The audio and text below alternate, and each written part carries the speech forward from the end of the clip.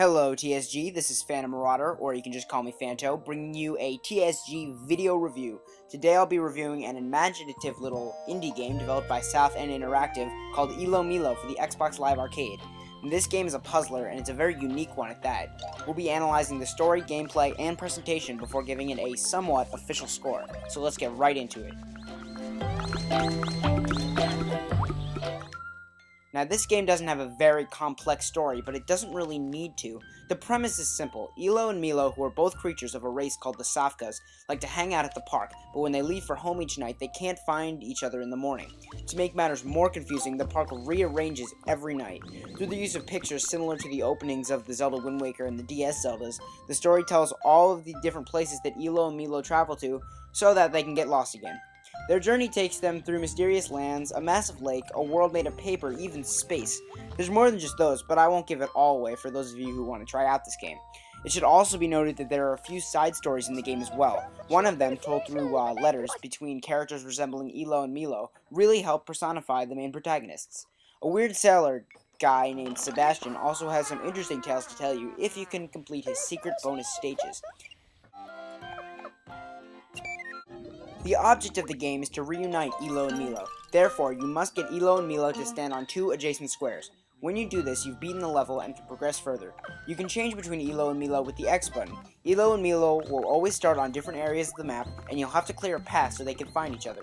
Sounds easy, right?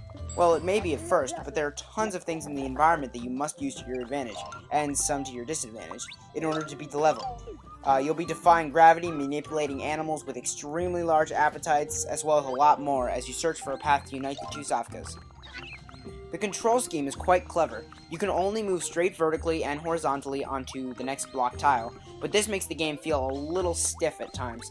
Sometimes you'll try to move 2 spaces to the right, but the controls are so sensitive that you may be going 3 or maybe even 4. You can also tilt the camera around with the right joystick to get a better perspective of your surroundings, and trust me, you're going to have to do this. To get a view of the level as a whole, you can also zoom out with wide. One of the most important things you'll find are the blocks. Some allow you to cross smaller gaps, and some allow you to fall right through and turn completely upside down. Others still will create nifty bridges, and some will fly you around. I could go on all day about the different blocks, but we don't want to be here all day listening to me review this game.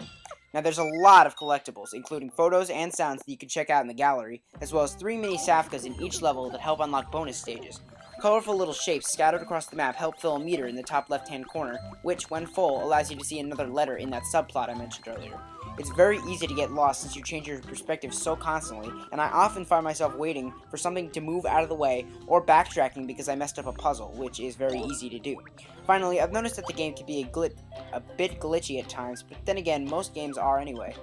The game is presented very beautifully in both looks and sounds. The colorful worlds and bright shapes scattered everywhere gives the game a unique feel and really shows a contrast in our world and the world of the Safkas. The music is also very wacky and cartoony and fits the whole feel of the game very nicely. One complaint that I have about the music is that it remains the same throughout each world, so you'll be listening to it for a while. Also, I have to admit that the sound for unlocking hidden items gets annoying after a while, at least in my opinion. Like I said before, the game's story is told through pictures and text boxes, with no real cutscenes, which makes it seem like a storybook you would read before bed. But that is just what the game is trying to portray. Voice acting would definitely seem out of place, although it would be sort of interesting to hear what the voices would sound like for some of the characters. Ilomilo is a game that you have to be in the right mood for in order to enjoy it. It involves many elements of good puzzler games, including a ton of unique puzzles, worlds, and a simple story. While the levels may seem huge later on in the game, I find that you can usually conquer each level in small sections. The changing gravity may make you a bit dizzy after a while, and it adds a lot of unnecessary confusion, I find. And the game both looks and sounds great, but after a while you may get bored of the same color scheme and music in any given world. Overall, I'm going to give the game an 8.4 for its thought-provoking puzzles, intriguing storyline given the nature of the game, and its feel-good atmosphere brought upon by all the little blips and bleeps from, well, everywhere. Ilomilo is definitely a game you should check out if you're looking for a good puzzler with an imaginative twist. It offers several hours of gameplay, but you might want to take some small breaks from the game every once in a while, as this storybook come-to-life game can give you a headache if you try to solve those increasingly difficult puzzles for a very long amount of time.